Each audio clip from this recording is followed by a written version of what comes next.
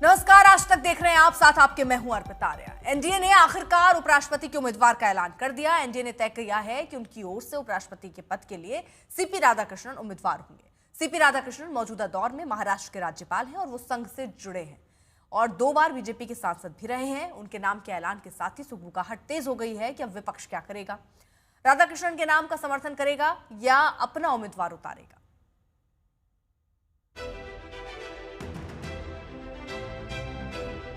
तमाम मशवरों, तमाम मंथनों और तमाम मुलाकातों के बाद आखिरकार एनडीए ने तय कर लिया कि उनकी तरफ से उपराष्ट्रपति का उम्मीदवार कौन होगा और जो नाम सामने आया वो नाम था सीपी राधाकृष्णन।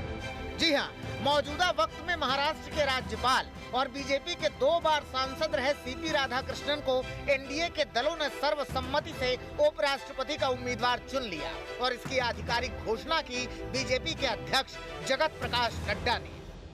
ये तय हुआ कि हमारे उपराष्ट्रपति के प्रत्याशी के रूप में हमारे महाराष्ट्र के राज्यपाल श्री सीपी राधाकृष्णन जी, चंद्रपुरम पुन्नासामी राधाकृष्णन जी, उनको हम एनडीए का प्रत्याशी बनाएंगे और वो एनडीए के प्रत्याशी के रूप में रहेंगे।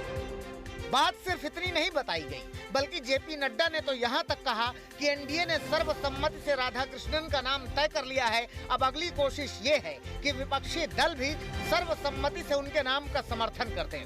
उपराष्ट्रपति निर्विरोध चुने जाएं तो बेहतर होगा। कि हमारे विपक्षी दल के साथ भी हम बात करेंगे, उनका भी हमको समर्थन मिले, ताकि हम सब लोग मिल करके उपराष्ट्रपति पद का निर्विरोध चुनाव हो, ये हमारी आशा है। उनके साथ हमने जैसा पहले कहा कि हम संपर्क में रहे हैं, हमने उनको पहले भी संपर्क किया है, हमारे वरिष्ठ नेताओं ने, और अभी भी हम उनके साथ संपर्क में रहेंगे और हमारे एनडीए के सभी साथियों ने समर्थन दिया है। अब देखना यह है कि विपक्ष क्या करता है। वो एनडीए का समर्थन करेगा या अपना उम्मीदवार उतारेगा। वैसे विपक्ष का उम्मीदवार उतारना सिर्फ सांकेतिक होगा, क्योंकि नंबर गेम में वो एनडीए के सामने कहीं नहीं टिकते। लेकिन फिर भी हो सकता है कि विपक्ष एक कोशिश करे। बहरहाल विपक्ष कोशिश करेगा या नहीं वो तो बात की बात है, मगर आज की बात यह है कि एनडीए के उपराष्ट्रपति के उम्मीदवार सीपी राधाकृष्णन हैं। नाम के ऐलान के साथ ही सीपी राधाकृष्णन की ये तस्वीरें सामने आई, जिसमें वो भगवान के मंदिर में माथा टेकने पहुंचे थे।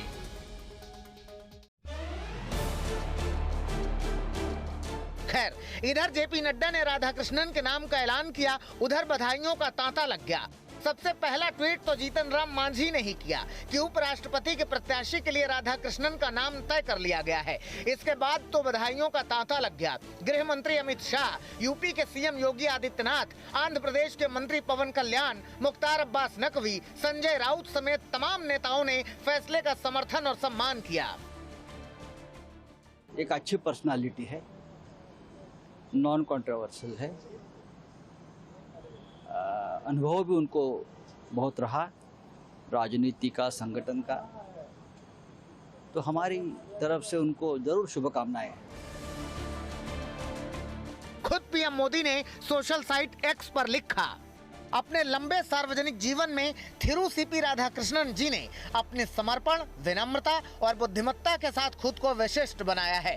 उन्होंने विभिन्न पदों पर रहते हुए हमेशा सामुदायिक सेवा और हाशिए पर रहने वालों के सशक्तिकरण पर ध्यान केंद्रित किया है। उन्होंने तमिलनाडु में जमीनी स्तर पर व्यापक कार्य किया है। मुझे खुशी है कि एनडीए परिवार ने उन्हें हमारे गठबंधन के उपराष्ट्रपति पद के उम्मीदवार के रूप में नामित करने का निर्णय लिया है। अब खबर यह है कि किरेन रिजिजू राधाकृष्णन के प्रभारी होंगे और चुनाव में मुख्य भूमिका निभाएंगे राजनाथ सिंह। कहा जा रहा है कि रक्षा मंत्री को एनडीए के दलों के साथ कोऑर्डिनेशन की जिम्मेदारी मिली है। अब इंतजार है विपक्ष के फैसले का।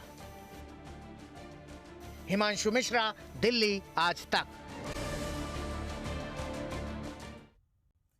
हिमांशु मिश्रा हमारे साथ, हमारे सहयोगी इस वक्त और जानकारी के साथ जुड़ चुके हैं। हिमांशु, अब देखिए नाम तो सामने आ चुका है, वो कौन सा नाम होगा जो एनडीए की तरफ से यहां पर सामने रख दिया गया है। अब विपक्ष क्या करेगा, अब सबसे बड़ा सवाल यही है। उनकी मंशा आगे क्या है? क्या वो उम्मीदवार उतारेंगे या इस पर सहमति हो पाएगी? और ये जिम्मेदारी किसको दी गई है विपक्ष से बात करने के लिए बीजेपी की तरफ से? देखिए, बिल्कुल विपक्ष से बातचीत करने के लिए जो जिम्मेदारी है वो रक्षा मंत्री राजनाथ सिंह के पास है। और जो दल एनडीए और इंडिया ब्लॉक में नहीं है, उनसे भी बातचीत करने की जो जिम्मेदारी है वो राजनाथ सिंह, जो रक्षा मंत्री हैं, उनको दी गई है। और जो सीपी राधाकृष्णन के चुनावी एजेंट बनाए गए हैं, यानी वो पूरा जो कैंपेन उनका चलेगा, अभी वो अलग अलग राज्यों में जाएंगे, समर्थन मांगेंगे, सभी पॉलिटिकल पार्टीज के लोगों से मिलेंगे जिनका रिप्रेजेंटेशन जो है वो लोकसभा और राज्यसभा में है। उसकी जिम्मेदारी संसदीय कार्य मंत्री किरण रिजिजू के पास है। लेकिन एक चीज को देखना होगा, अपोजिशन को बांटने की एक स्ट्रेटेजी अगर किसी ने चलने की कोशिश की तो भारतीय जनता पार्टी के आला कमान ने की है। तमिलनाडु में विधानसभा चुनाव है, ऐसे में ओबीसी जाति से आते हैं सीपी राधाकृष्णन, 2 बार के सांसद हैं, कई राज्यों के अंदर उपराज्यपाल और राज्यपाल की जिम्मेदारी निभा चुके हैं, वर्तमान में उनपे महाराष्ट्र की जिम्मेदारी है।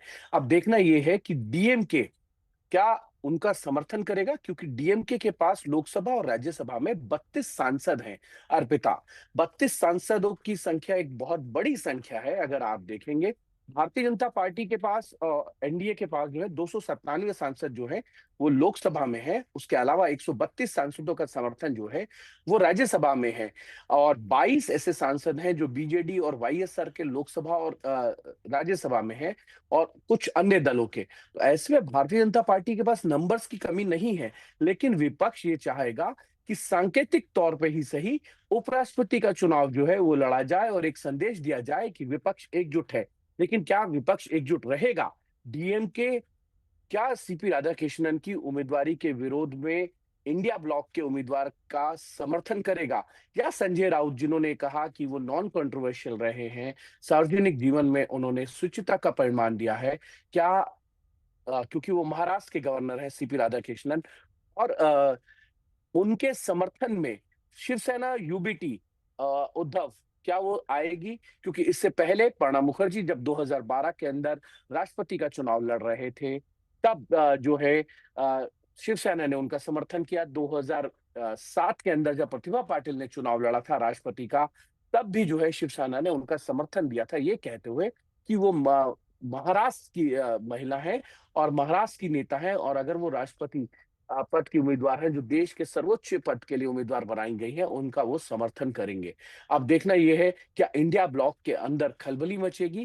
क्या इंडिया ब्लॉक के कुछ दल जो है वो एनडीए के जो उम्मीदवार हैं उपराष्ट्रपति पद के, उनका समर्थन करते हैं या नहीं करते? लेकिन इतना जरूर है, जिस तरीके के इंडिया ब्लॉक और एनडीए यानी सत्ता पक्ष के इस वक्त रिश्ते हैं, वो खटास भरे हैं, और ये कहें कि कड़वाहट भरे हैं, क्योंकि जो सदन चल रहा है मानसून सत्र, इसमें जिस तरीके से हंगामा हुआ है और सत्ता पक्ष और विपक्ष ने एक दूसरे पे आरोप लगाए हैं, एसआईआर का मुद्दा हो या अन्य मुद्दे हो, उसको लेकर, उससे नहीं लगता कि एक आम सहमति जो है वो बन पाएगी राष्ट्रपति चुनाव को लेकर। इससे पहले भी कई बार राष्ट्रपति चुनाव या उपराष्ट्रपति चुनाव को लेकर जो है वो सहमति बनाने की कोशिश हुई है, लेकिन बहुत कम ऐसा मौके होंगे जब ये सहमति बनती नजर आई होगी। एपीजे अब्दुल कलाम के नाम पर भी